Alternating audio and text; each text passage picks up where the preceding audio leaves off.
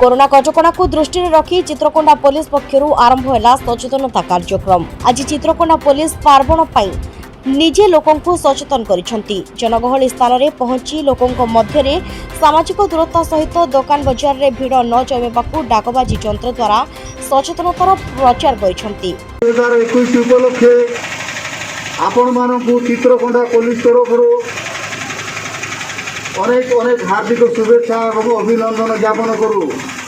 प्रिय बंधुगण, कोरोना महामारी एक भयावह रूप नहीं आसीथिला। आपण माने एवं आमे अनेक समय रे निज निज ए प्रचार कार्यक्रम रे चित्रकोंडा एसडीपीओ अंशुमान द्विवेदी नेतृत्व रे करा जायतिला।